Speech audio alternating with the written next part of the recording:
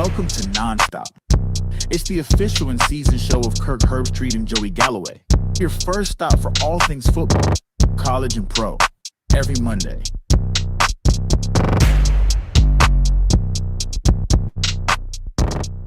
All right, welcome back to the show on a Monday morning. Joey and myself going to break some things down, and what a crazy weekend of college football, some great games in the NFL as well, so we'll get into a lot of that. Lane Kiffin actually going to join us in about 20 minutes to break down their huge win, Joey, over LSU. That was one of many games that were like ranked against ranked.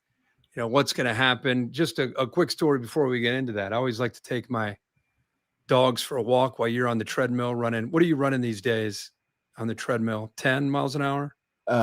It just depends on the day. Sometimes 10, 12, whatever. Were you out there taking a stroll with the dog? I took a stroll in the deep woods, and I've done this about 1,000,000 times.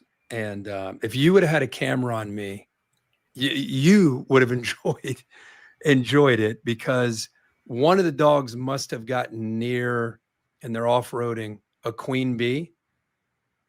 A queen bee? I'm guessing a queen bee, because Okay. I went along walking on the path to all of a sudden, I don't know, 30 bees, 30 like honeybees on my legs, and underneath my shirt. The dogs, they're all over the dogs. Just they're on the ground, like rolling, trying to get bees off their ears.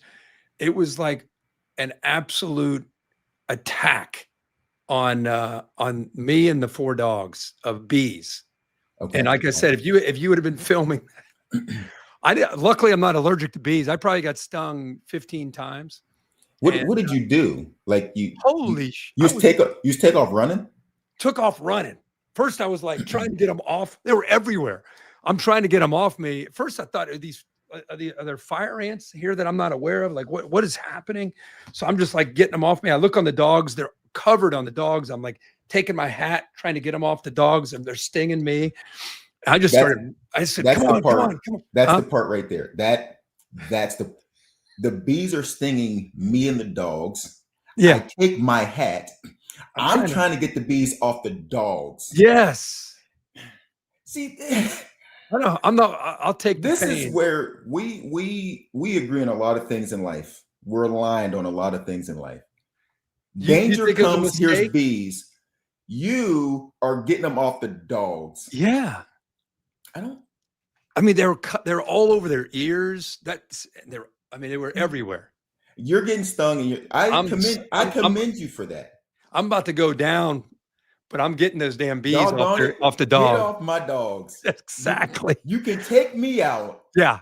Just do not take the dogs down. Yeah, I got welts all over my thighs and down on my calves. But anyway, that's how we started the morning today. Yeah, How about good. how about what? There's so many games in college football. I called the Alabama-Georgia game. I know you guys were doing updates and watching that game, 24-21, Bama. And I know there's different aspects of the game we're going to talk about in a little bit. The Ole Miss LSU game was terrific, 24-19. Oregon, Penn State at the whiteout. There's a lot to get into. UVA on Friday night, by the way. It wasn't like Florida State didn't play well. Absolutely right. I mean, it was more about Chandler Morris overcoming 3 interceptions and getting it into overtime and winning it in overtime. I never thought I'd see Charlottesville with, 50,000 people maybe on their field. That was a wild scene to kind of kick us off, right?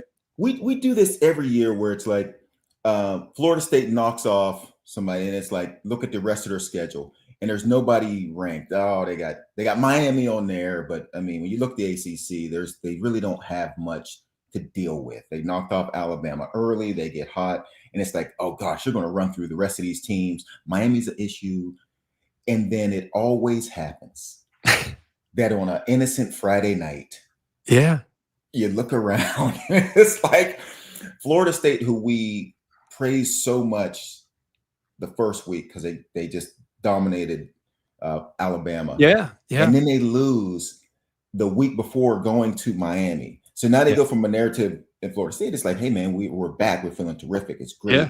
You lose to Virginia. Now you got Miami.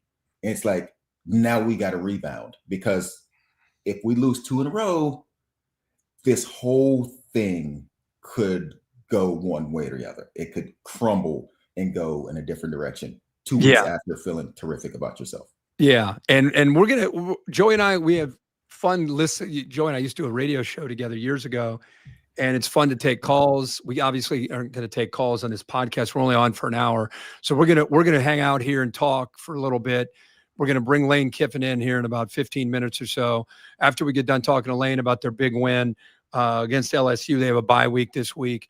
We're also going to now, after we get done with the interview, we're going to talk some NFL. We're also going to take questions or comments that you guys might have. So if you guys want to fire away some things you'd like for us to get into, we'll definitely do that. Let's hit Oregon, Penn State real quick. Okay. The whiteout, always tough to overcome for anybody. Dan Lanning, man, just a guy that knows how to get his team fired up and ready to play in a tough environment. This game was kind of a slow game. It was almost like a boxing match where guys are feeling each other out. And then finally we started to get some action in the fourth quarter. What do you think about Oregon going in there with Dan Lanning and Dante Moore, who's just a flatliner with his temperament? Not too high, not too low. What do you think of that game? And Penn State got it to OT, and then Oregon obviously gets it done. It's interesting to me when you talk about that game. You say it's like they're feeling each other out. You know, you get that feeling with Penn State every big game. It feels like it goes through this period of feeling each other out, and we're going to stay with it as long as we can, and hopefully when it comes to the end, we have a chance to win the game. I always feel like they don't come out ever like guns are blazing. They said we're going to feel our way through it. We try to run. If we got to punt, that's fine. Yeah. And then they get to the end, and it's like, okay, in the big ones, now we got to try to make some plays. We got to do some different things, and they did. They had an amazing fourth quarter. They had 7 first downs for 3 quarters, 8 first downs in the fourth. Right. 3 points, 21 points. And so what are you saying? Because the obvious record that James Franklin has against top 10 teams and against the people always want to point to that. Yes. Here, the one thing I would say is, and I would love to hear what you think. I understand that you and I lived in an era with John Cooper and we played for him. It was like a mental block. We just tough time beating Michigan in his entire tenure. And at some point it becomes mental. I wonder with Penn State and James Franklin, I've never seen them often blown out in any of these losses. I always feel like they're right there in these games, which makes it's hard. I know it's when you look at the numbers, it's hard to say, hey, eventually it's going to bounce. It's going to fall their way. Mm-hmm. I wonder if what you're saying, they play a style of game that wants to just kind of like, hey, let's hang in there till the fourth quarter. Yes. And then let's find a way to win it. Do you think that's what is costing them? Because they're good enough. They're in every single game. Absolutely. They're good enough to win these games. The idea of let's not make a mistake. And it felt the same when we were playing. And you mentioned it. It was that we were so tight. We don't want to mess this up. We don't want to make a mistake. We're going to play it close to the vest. And if we got to punt, we got to punt. And that's fine. But if you looked at not to move on yet, but if you looked at the Alabama game, which I know you did because you were there. Yeah. It felt like Kalen DeBoer in Alabama came out and said, hey guys, we're going to see this whole playbook. It's all available. They threw one to an offensive lineman. It was like, you understand the difference in the feeling of watching those two things? Oh, yeah. Alabama came out and said, whole playbook, let's go. It always feels like Penn State in these big ones. It feels like we're going to try not to make a mistake. What you're describing is, now remember, Alabama lost week 1. Oh, yeah. They were backed into a corner going into Athens. And their quarterback, Ty Simpson, made a speech we had in the pregame basically saying, it's us against the world. Nobody believes we can win tonight, but we have each other.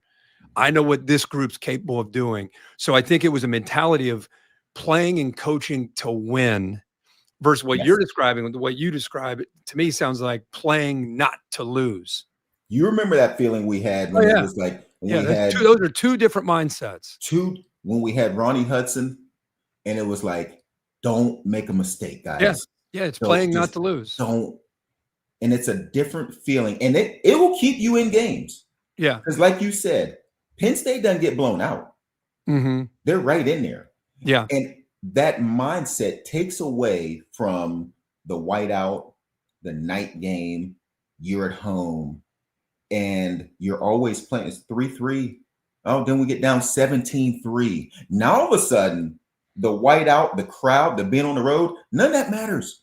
It's 17-3 going into the fourth or in the fourth quarter against Dante Moore, who was like, he looks like, I don't care where I'm at. Yeah, exactly. He didn't at all. I don't care. I don't care where I'm at. Yeah. Let's go play some football. And it's great to see, and this is the one I've been waiting on because we've been on rankings.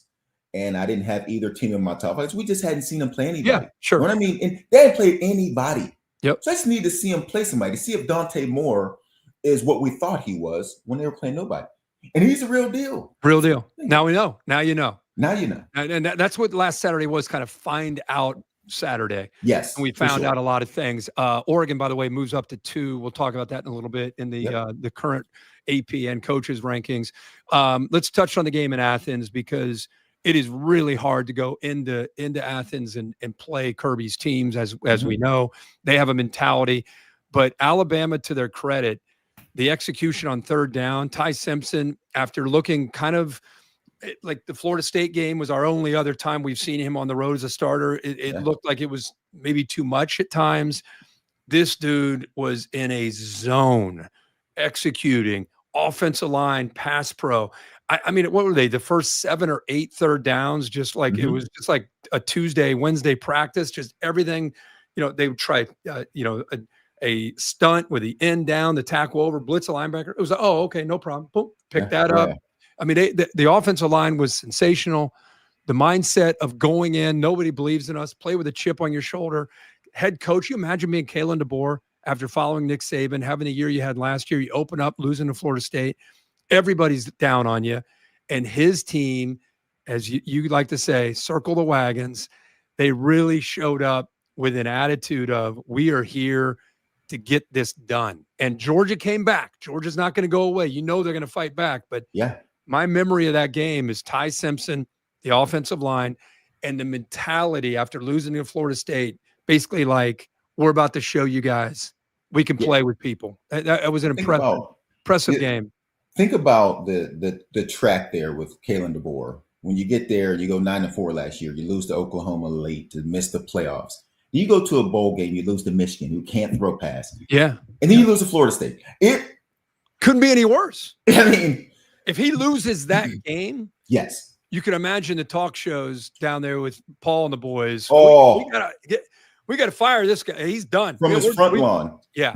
Paul would be doing the show from the front lawn. Yeah. And now we believe now. I mean, that's how much was at stake for him in that game. And that was fun to watch if you're a football fan. Like, we don't care who wins the game. We're just looking for a great game. Great game. Alabama, Georgia. Let's go. Can't wait to see it. If you like football, to watch what Alabama did in that first half, to watch Ty Simpson play the way he did in that first half, which looked like something we hadn't seen. This is what we expected when Kalen DeBoer got there. This is what we expected their offense to look like. Right. And this is the first time we've seen it. Ty Simpson looked like he had on a pair of slippers and a bathrobe. Exactly. He had on one of those sleepy rings that you and John Mateer were talking about. Aura ring. One of those guys. He looked nice and comfy, and it was fun to watch. 24 points in the first half, and also give Georgia some credit because it felt like, game's over, blowout. But that's what they do. They're coming back. Was that a hitch and go? I couldn't really tell. Little slant, little hesitation. Georgia's touchdown. Yeah, I couldn't see on the TV like what it. Here they come back with a wide open touchdown after looking like they were about to get run out of the building. Yeah. And then we get to the second half, and what was your take on Georgia had a moment there? I think it was maybe 12 minutes to go in the game. There was a moment where they had momentum and they're driving. I mean, and they're putting it together, and they get a third down. They come up about a yard short, and instead of if you're going to go for it, instead of huddling, or maybe instead of this is 3rd and 3. Here comes Hunter. He's going to run. Yeah. Okay, he's close. He's about a yard short. And you're thinking, are they going to kick the field goal here to tie it with 13:40 to go? You got some momentum. You're a yard short. They decide to go, let's go fast. Let's go. Let's go tempo. They're deciding to go for it, which I think surprised a lot of people. They go trips into the boundary there, actually quads with a tight end. They try to get everybody into the boundary. And what a play by LT Overton there to make that play to prevent them getting a first down. Eventually probably would have led to a touchdown. Kirby's an aggressive guy. That's who he is. It's easy if it doesn't work to say what the heck's he's thinking. I could see the momentum they had. They're at home.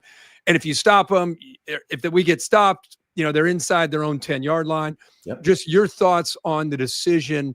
You got Alabama. If you make the block, I mean, he walks to the end zone. Absolutely right. So what was your thoughts on the decision? Were you surprised they didn't try to tie it up? I wouldn't say surprised that they didn't try to. I feel like in today's world, with all our analytics, you people have let the analytics start coaching football teams. And now the analytics say, hey, if you go for it, you got blah, blah, blah. Understand, these things don't just happen in a game that come up and surprise guys like Kirby Smart that have been around for 150 years, especially when you coach with guys like Coach Saban, the most detailed people on the planet. And I'm talking in any industry. And now you get a chance to sit there and talk to Coach Saban. You realize how detailed these thought processes are. It's not like you get in a game and all of a sudden, let's make a decision. And what am I? No, these are detailed. And so in that situation, which I'm 100% sure that Kirby Smart and Georgia have been in, practiced, here's what we're doing, and we want to go fast. Let's get back on the ball. Let's do these things. With this being said, Kirby Smart decided to go for it perfectly fine to me. It feels like they have the momentum. Yeah. They're moving the ball. And how about that quad look into the boundary? You get almost the entire Alabama second and third level. Yes. All over into the boundary. Absolutely. And you're trying to just see with a true freshman, 6'7", 360. Yes. Seal that edge. And this dude, he walks. Catch Jones walks to the end zone. And you're the smartest guy on the planet. Now, also going into that decision is Alabama looked really good in the first half, scoring 24 points. Different feel in the second. Now we figured it out. Now we're stopping them. If we can take the lead right now, because if we kick the field goal and tie it up, we're going to have to score again anyhow. If we can take the lead now with what we're doing, this is our game. I'm okay with it. I know that it's one of those things that you grab a shoelace and a guy falls down. Yeah. You're like, on one side, you're like, we were this close. He grabbed a shoelace. On the other side, you're like, yeah, we made a great defensive play. Yeah. I don't mind. Did you mind? No, What would you have done? I would have done probably the same thing. I think if they were going to go tempo, I probably would have had it in my hip pocket and third down. Hey, guys, we're running this play. If for some reason we're short, if the goal was to go fast, I would have loved to seen it go really, like as soon as he's tackled, it felt like a 10 to 15 second. Mm-hmm. Okay. Hey, we practiced this on Thursday. Let's go, and I would have loved to seen that called into huddle third. Hey, 2 plays. If we're short, we're going immediately to the line. We're going to run this one. I love the concept. Mike Bobo, the OC, I think it was perfectly designed. It's just, it's a true freshman that played really well. Yeah. Trying to make a block against a veteran who's been around, and you got to give the guy credit. He blew it up, and then he makes like you said, not only does he blow up the blook, but he makes that play on the edge to set it up to prevent him from getting first down. That you just said you would think you want to call 2 plays and then get back at it. In all my years of playing football at all the levels, I've only been in one situation where we felt comfortable enough to call 2 plays. As crazy as that, because you would think that you do that. Call 2, get back, run the second one. Yeah. I've only been in one season in all of mine where we went through a season where it's like we feel comfortable enough with these 11 guys, and I'm talking about even at the next level. Yeah. If these 11 guys can handle call 2 plays. I feel like today, that's run one and come back and run another. It's and so common now. You would think that would be something that would be like, that you would have run into a bunch. At times you might have a freshman. You just mentioned the freshman. You know what I mean? Like sometimes you're like, well, let's ask a guy who knows. Let's have Lane Kiffin, Oscar Bird, the punter, who had a huge win. Lane, we were just talking. Appreciate you hopping on with us.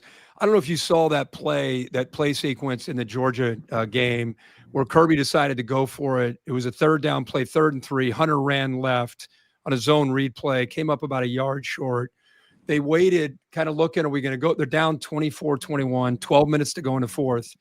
They fought all this way back. They're kind of, Hunter's looking over like, oh, okay. And it was like 10 to 15 seconds. Then they go fast up to the line of scrimmage. They go trips with a kind of an offset tight end. So essentially quads into the boundary. The entire Bama defense goes with that look. And then they just hand it off to Cash Jones around the right. He walks to the end zone. So you can't really fault. It's easy to fault a play when it doesn't work. The right tackle's a true freshman. He just got blown up by LT Overton, a veteran guy, and they stopped him. We were just talking about, is it common in today's game for a coach or play caller on a 3rd and 3, pivotal point in the game to say, guys, here's the play.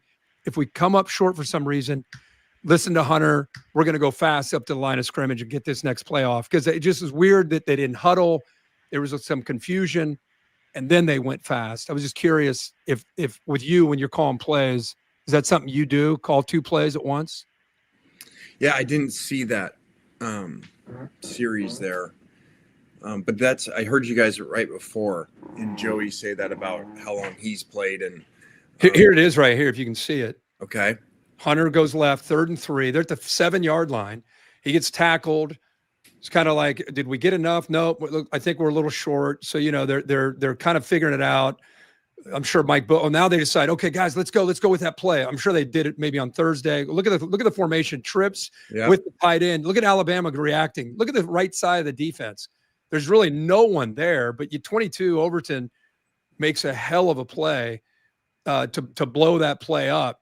Otherwise, Kirby and he's the smartest guy in the world, and you know how play calling goes. What a brilliant decision. But the true freshman right tackle just got blown up. But anyway, I was just saying it was an interesting sequence. He kicks it there, they tie it up. We both agree with the decision to go for it, but it was just the way it unfolded. We thought was kind of interesting. Yeah, I think you got a lot to unpack there. One, I don't know what other people do. The ages of the 2 plays thing is gone to me because that wouldn't make any sense because you can tell the quarterback now. Tell the quarterback. And most people now have nailed like their signaling operation to the players.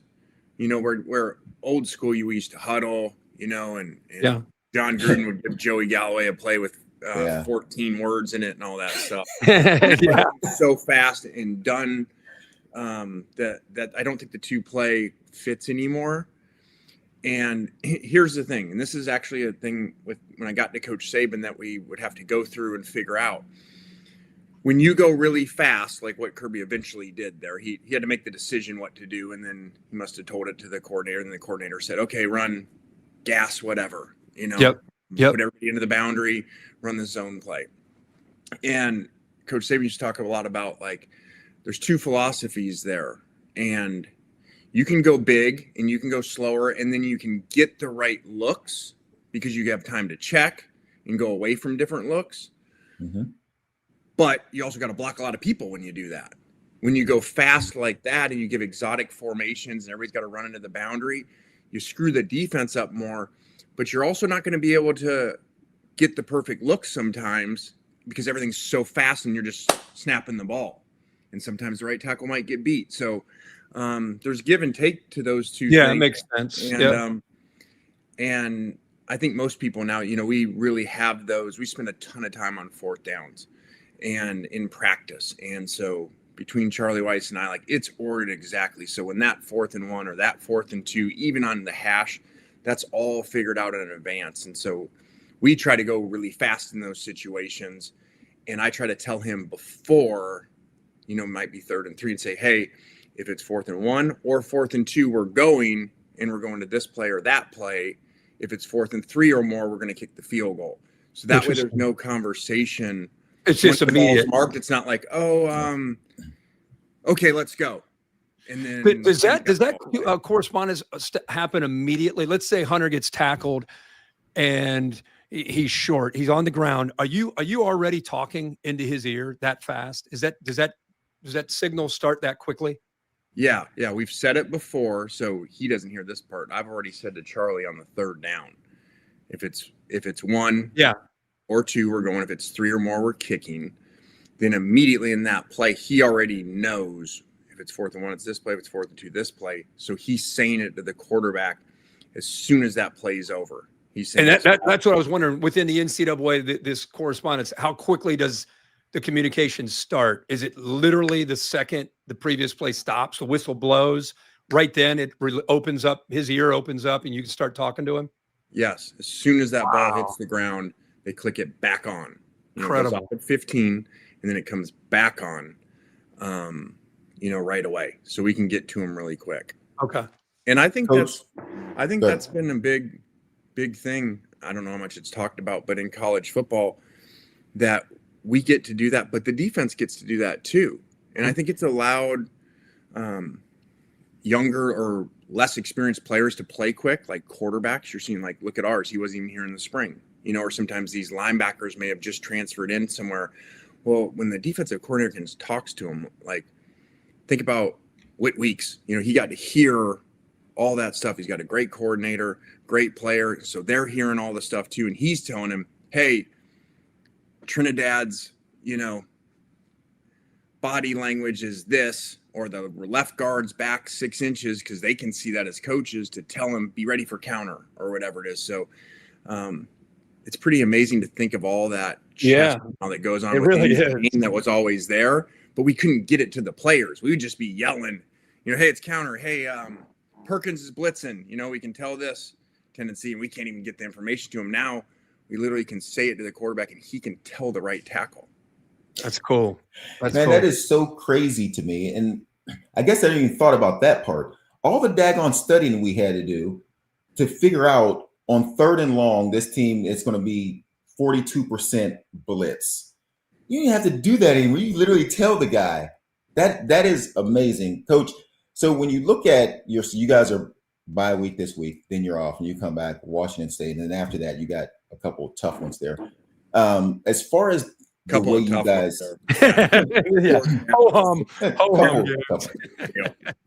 which is honestly part of my question, because it always amazed me, because I knew as a player we couldn't look at Washington State like, hey, we got to don't look ahead, don't look past this game.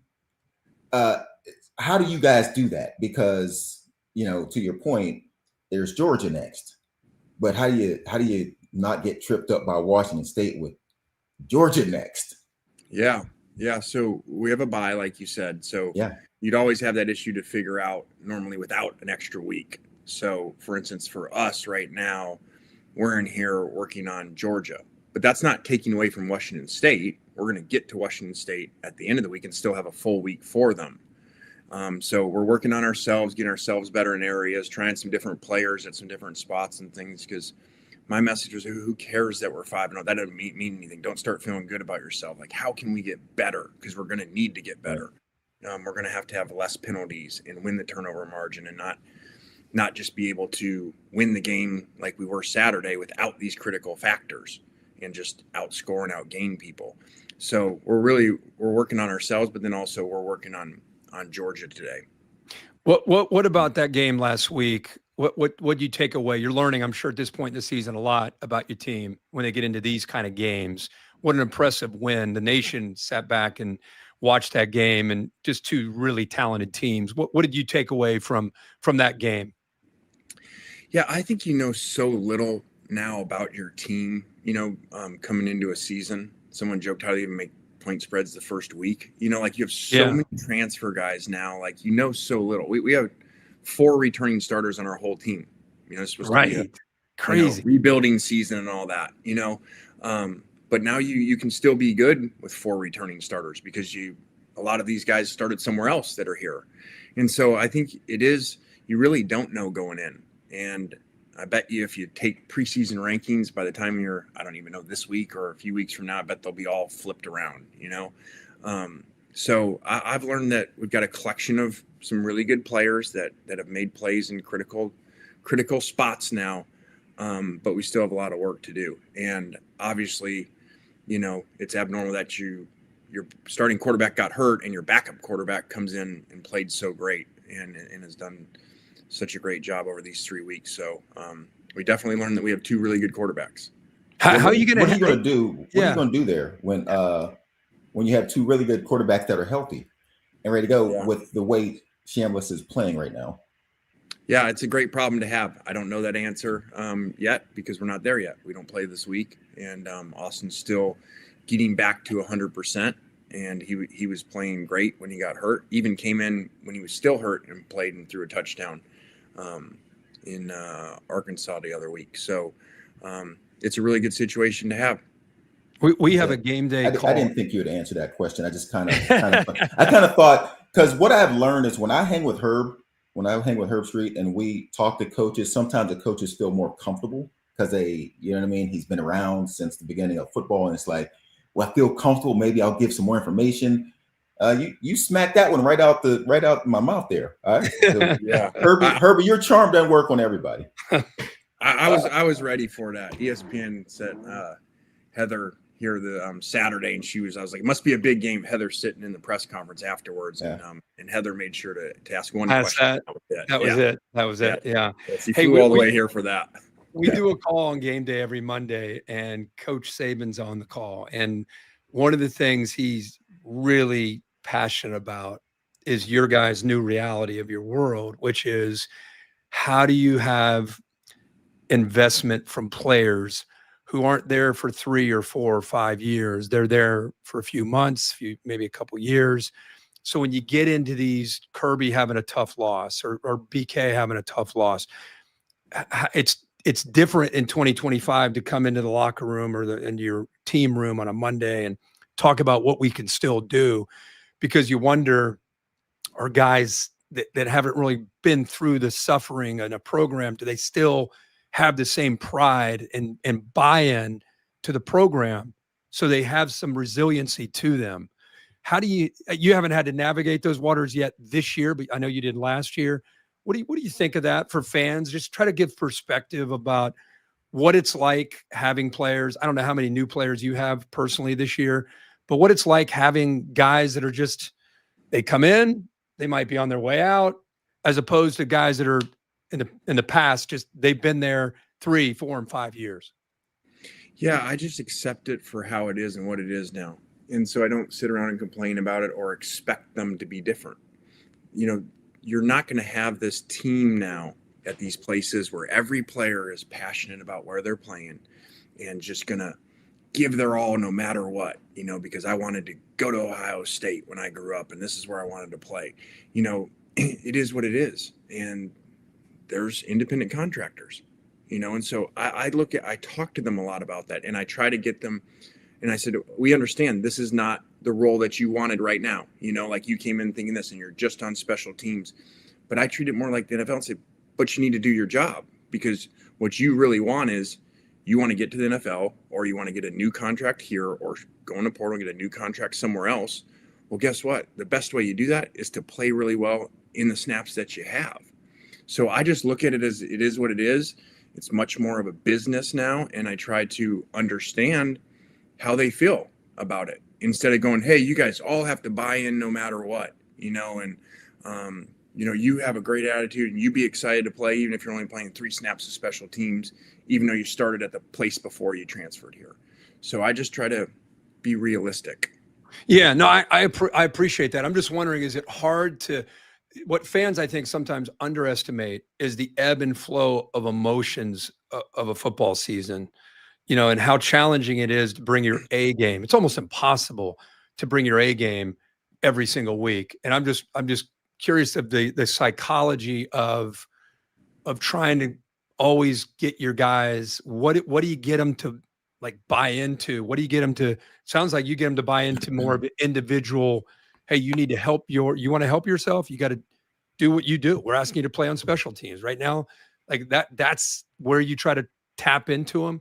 It's no longer about, hey, we're Ole Miss, and this is what we do together. We're a team. This is because maybe that doesn't resonate. Maybe it does for some guys. Maybe it doesn't for others. Yeah. Well, think about how different the world is now. Like of college football. Like we just went and played LSU, and I'm looking at, we have 3 players on our team that were just on LSU in this rivalry on the other side, and so and they all want to come and be the star of the game and everything. And so like I commend Logan Diggs, Logan Diggs, here's a 5-star player that's been at Notre Dame, been at LSU, and hey Logan, you're not starting. This Kewan Lacey's starting and he's playing really well. But you got to be ready. So when you go in, you scored a touchdown like you did in the game. And so it's very different. And I do think you're going to continue to see more upsets as this moves because teams are going to be up and down. It's really hard. The dynasty days are over. I feel like, you look at like what Alabama what Georgia had a couple. Yeah. What Georgia was. And now, and there's evidence. Like I've talked about this with Kirby, like think before where he could collect these players and they were all there. They all wanted to go there. They bought in. And then now you have a world where the last 2 years we played great linebackers at other SEC teams that were on Georgia's roster and then transferred out and went and started at other SEC teams. Those guys would have all been on the same team, back before in the dynasties. So it makes it really challenge for someone to stay up there like Alabama did with Coach Saban and Kirby and Georgia, just because people are plucking their backups, young backups that are going to start at other places. Yeah, understand. It's so interesting to hear you say, because that is a professional football mentality. The mentality of it doesn't matter that we're here at Ole Miss because we didn't grow up thinking about the rivalry between Ole Miss and someone else. We're here because we are trying to make money and get to the next thing. And so individually, I have to be motivated to play to the best of my ability at whatever it is they give me an opportunity to do. Because if I do that, then I'll get more opportunities here, but I'll also get an opportunity to play somewhere else if I'm not good enough to play here. And that professional mentality that is now in the college side of it, I don't even think I even thought about that part from the coaching standpoint of how you have to approach these kids now that were, like you said, this guy was on LSU's team last year. Now he's on our team going against LSU. It's crazy to me. I don't know how it makes me feel because I think you just opened up another door of something that I didn't even process in my mind from the coaching standpoint. And that doesn't feel great to me, Coach. I think that just it feels awful to me because I know what experience I had in college. And I know like Herbie is my brother because we spent those years together in college. And now like, it's just like, well, they paid me more than the other guy. And now I'm here with you guys for a year. Now I might leave. That makes me so sad for some of these guys. It's like when they do the breakdown and they're like, these are all my brothers, and they're like, all right, team on 3, and they're like 1, 2, 3 team, and then they're cannonballing into the portal as soon as it opens. Yeah. Well, but Joey, I felt the same way, but then it was like, okay, I can keep being upset at that, or I can, embrace it from a standpoint of, okay, this is how they think. And like our assistant coaches complain about, man, that guy, man, he's just going to leave us for more money. And I'm like, wait, you guys do the same thing. Yeah, because assistant coaches, like you're here and you have everything, and then someone offers them more money in a different spot at a different place, and they go too. So, but you've seen it, your dad being a professional coach, you know what I mean? Like you've seen that other side, how that works for a long time, and now you're like, hey, I get it. This is where we are.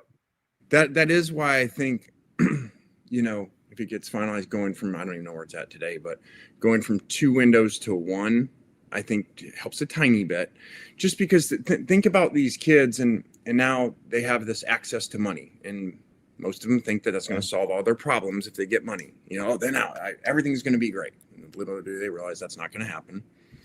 And so now, twice a year, every time you don't like something your coach says, you don't even like your reps in a scrimmage in the spring, you know, oh, well, and other places are calling you saying, oh, come here, you get this, you know, like, and then, you know, okay, well, I can go into that. It's, you know, it's like almost like parents and they're disciplining their kids. If the kid could always go move somewhere else, that wouldn't go really well. Right. So now that you can do that, and it's really, I know people may criticize me and say, well, you know, the players should have more opportunity. Really, you should transfer one time. You know, if you want to transfer, you transfer one time. And then if after that, then there should be a sit-out penalty or something like it used to be. So it's not available to just keep moving, take my ball and run every time I don't like the situation. It's not good for them.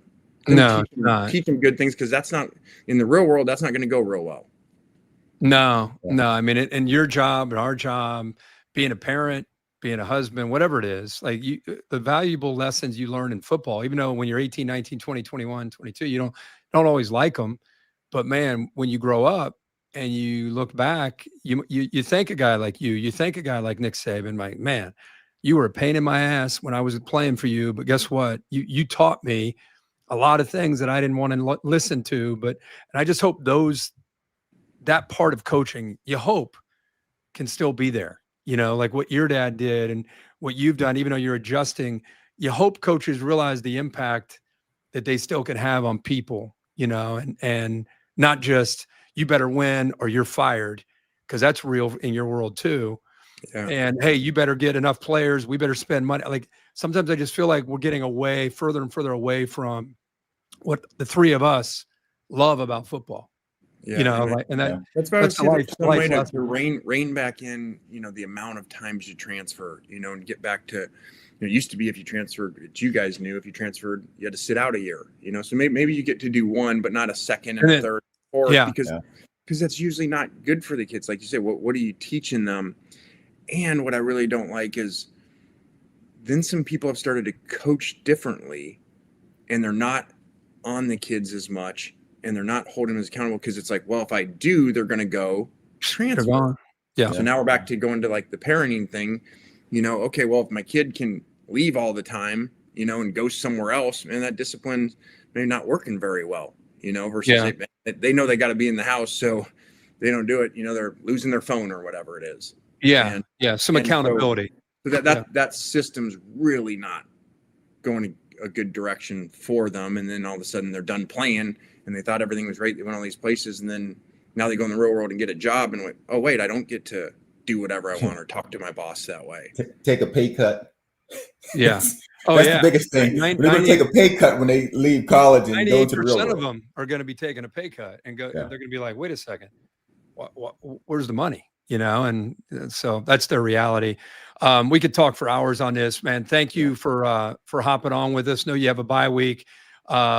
Your daughter and Whit, that was quite a story, wasn't it? I mean, it was, you handle it so well. I mean, it's just amazing how that. Yeah, I don't know if I would have handled it as well when I was younger, you know, and I just think that's part of where I'm at, and I just embrace things just like the portal or kids and social media. And so the TV copy was playing yesterday around here on a TV, and when I walked out, then I saw it, and I saw the Whit stuff and the throw up and all that, and I was just like, you know, this is really like a movie or something. Like, this is made for TV, you know, when the announcers were talking about it, and Landry's romance with Whit Weeks, and they show his family in the stands, and then he's throwing up, and then we 50 plays in the first half to try to tire him out, you know. Right. And he gets hurt and he comes back, and I'm like, I feel like I'm like watching a movie here. Yeah. Did you go out? Did you find each other after the game? Yeah, I did go to try to find him, but he was already up the tunnel. And, and I don't know what it's like when you're on the losing side. You don't really want, you know. Yeah. Hey man, great job. And hey, good job. Good try. Yeah. Thanks a lot for that tempo and all those crack blocks. Right, exactly. Well, Lane, hey man, have a great bye week. I know you guys appreciate it, Coach. and hopefully see you maybe Saturday. We'll have to see if how that goes. All right, guys. Have All a right, great buddy. All right, man. Take Thanks for care. having me on. Yes, sir. Thank you for taking the time. Joseph, that was great. Hey, dude. That's why I didn't have any daughters. Right there. Yeah. The size of your nuts to get into that conversation. You're talking about a dad with a daughter and dating and all that stuff. And yeah, I don't See, you would know. all have all boys. Yeah. I was struggled having a daughter. She wouldn't have been able to leave the house. No, She would have hated me. She would not ever. She would have been here. That's why when you start to go down that road, I'm like, I don't. Yeah, but Whit Week's a good dude. Hey, let's say you had a daughter. My daughter would never date anybody. And you're like, man, he's a good dude for your daughter. That's why when you went down that road, yeah, I didn't. You didn't go there. You weren't thinking that. I don't want that. Well, hey, we only have, believe it or not, 14 minutes left. We hit Virginia. Yes. Arizona State, same night on Friday night, beats TCU. We hit Oregon in the whiteout. Congrats to Dan Lanning and the Ducks. Mm-hmm. Ole Miss, we just talked to Lane about with LSU. We hit Bama and Georgia. Texas A&M ends up beating Auburn in a really low-scoring game. Auburn in the middle of a tough stretch. Offense, my God. Struggling. If Auburn had some offense. I know. And they're in the middle of it just getting tougher and tougher with that schedule. Yes. Indiana, their coach Kurt Cignetti said, hey, Iowa's going to be tougher than what we just did at home against Illinois. That proved to be true. Iowa wants to just, as we've talked about last week, they just want to make it ugly as possible. They want to be 16-13 is their goal. They played to the pacing that they wanted. They had a chance at the end. They did. Had the ball. Yeah. Missed the field goal. But Indiana, man, I'm more impressed with Indiana this year than last year. And I don't know if they're a better team, only because they're playing teams. Oh, we're going to find out. They're going to Oregon in a couple weeks. And they go to Penn State. I mean, so they're sitting in a perfect position. Last year they had to say, hey, we're good enough. Yeah. But we didn't see any evidence. This year, they got a chance to prove it. Yeah. They go on the road. Yeah, we'll find out. But anyway, just these last 2 weeks are better than anything that they did last year. Based on they didn't beat anybody over a 500 record. So This is great to see them challenged and answer it. So one thing I want to, if you guys have questions and Jake and Ty, if you guys want to pop them up here in a second, but I just want to almost as a reminder to people that right now on a Monday are feeling down. You know, if you're a Florida State fan or you're a Penn State fan, LSU fan, Georgia fan, I went back and looked at the teams that ended up in this new era of 12-team playoff that made it to not just the playoffs, made it to the Final Four. You had Ohio State, you had Texas, you had Notre Dame, and you had Penn State. Ohio State lost during the regular season twice, lost their last game at the end of the year to Michigan. Notre Dame was Notre out. Dame. They lost to NIU. Notre Dame lost to Northern Illinois at the beginning of the year. Their season was over. Penn State lost twice to Oregon. You know, they're done. They're never going to make it. Texas had 2 losses to Georgia, one in the regular season at home. Then they lost in Atlanta to Georgia, and they still got into the playoffs. So I guess I'm just trying to say, if you're a Florida State fan, or if you're any Penn State, anybody that's feeling like our season's over, it's not. It's not. It's so challenging. But look what Alabama just did after they lost to Florida State. They just rallied the troops and went on the road in one of the toughest atmospheres in the SEC and won the game. And now everybody's fired up about Alabama. So hang in there. If you've just lost a game and you think you're done, just look at last year's 12-team playoff as great examples of, hey, we're good. You know, it sucks to lose, but sometimes a loss can get your team even more dialed in and realize the margin of error is that much tighter. And I think the Bama, Florida State, Bama, Georgia is a great example of what I'm talking about. Because if Florida State goes to this Saturday and they play Miami in a rivalry game at home, and it wasn't like they played terribly, and they beat Miami, all of the Virginia stuff is over. And everybody's right back to saying, wow, this team is for real. Tommy Castellanos. We're right back to being idiots saying, oh, they don't have any more ranked teams. They can just run the rest of it. Yeah. So just it's kind of hang in there, man. Just absolutely fine. Just hope your team is resilient. We were just talking to Lane Kiffin about how much tougher it is to keep a team dialed in because you don't maybe always have that same investment. I think Florida State, as an example, does have that. I think Penn State does have that because I think they have some veterans on their team that have been through some good moments. Who do you trust more? Out of all those teams? Out of you say Penn State has that, Florida State has that. Here's what's scary to me about Florida State, and I enjoy them, but Castellanos, when you have an off-schedule quarterback, it can get you into a little bit of problem at times. Yeah. I agree. When it's good, it's really good. Yeah. It's like Cam Ward. When it's good, the off-schedule stuff, it's really good, but then it gets you into some trouble. Yeah. And then we know Penn State to have these veterans. They can run the football, veteran court, like they have the pieces. They have the tools. Yeah. Let's look at this top 25. Yeah. First row, you got Ohio State, Oregon, Miami going to get tested this week. Ole Miss, Yes. we just talked to Lane. Oklahoma, we're sitting here waiting on John Mateer. It sounds like the surgery went well. You and I talked with him last week. The news came out later after we talked to him. A&M just kind of quiet. I feel like quietly sitting there at 6.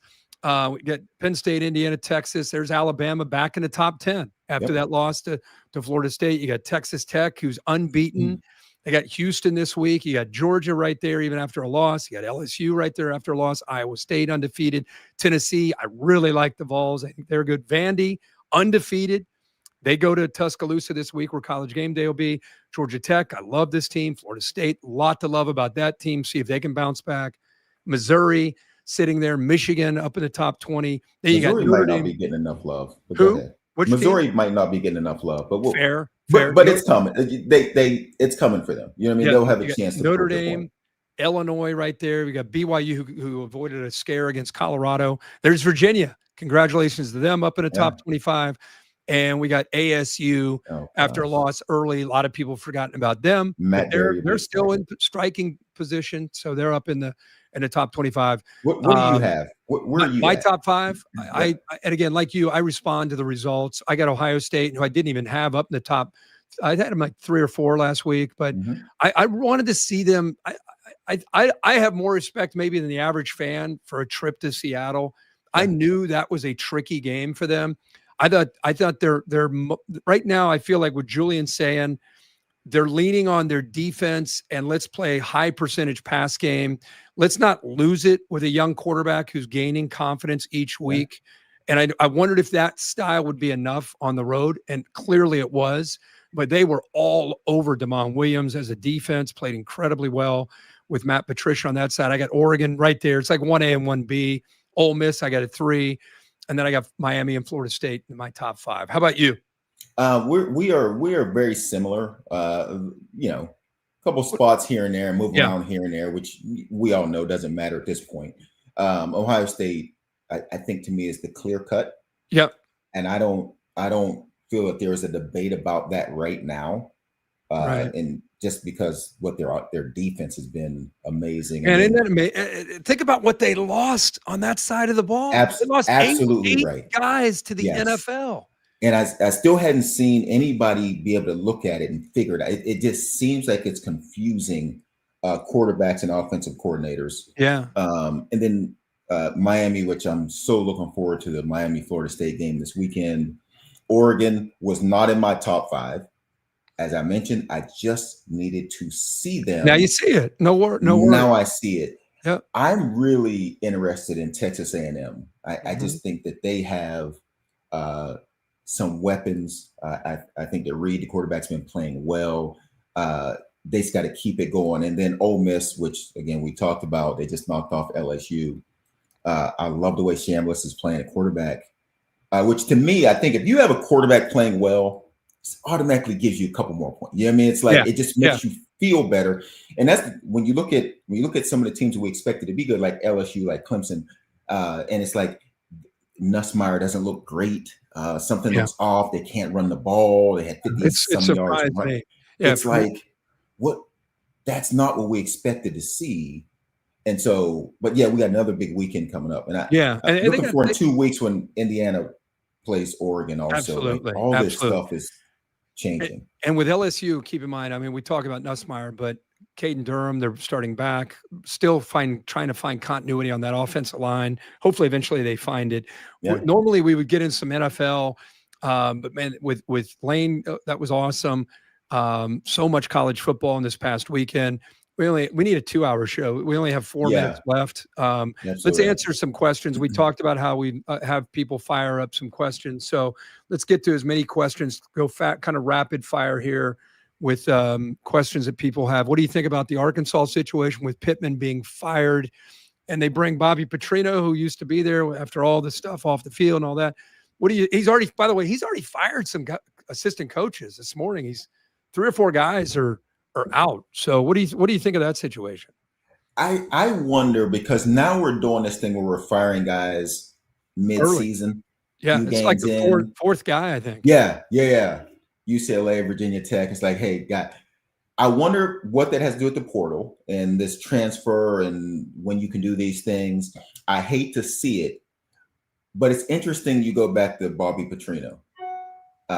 It's interesting that he was already there. Yeah.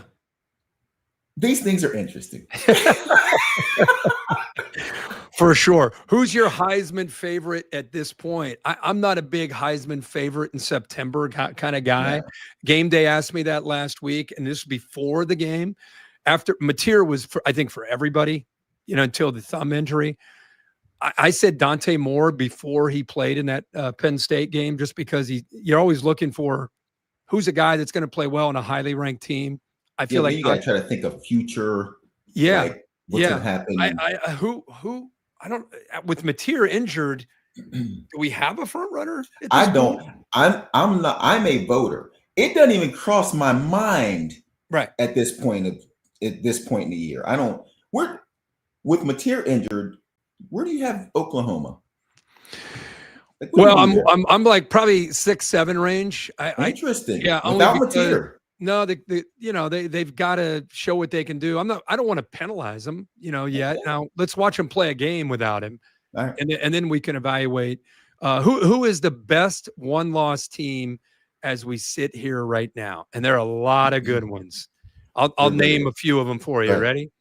You got Penn State, you got Texas, you got Alabama, you got Georgia, you got LSU, Tennessee, Florida State.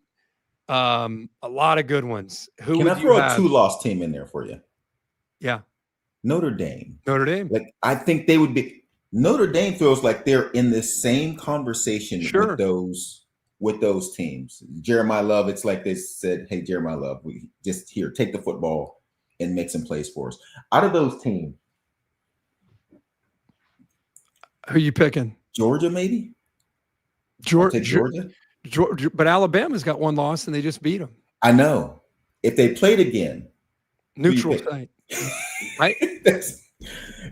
That's a coin flip. I think Florida State. Yeah. I want to see Florida State against Miami, but I think Tommy Castellanos, we talked about earlier, what he can do, and like I said, they didn't play badly against Virginia. I think they didn't play badly. I think Texas get off schedule. Texas is all on potential, like what they can be. And they're right now, we're still waiting. We're still waiting. I don't feel good about that situation at all.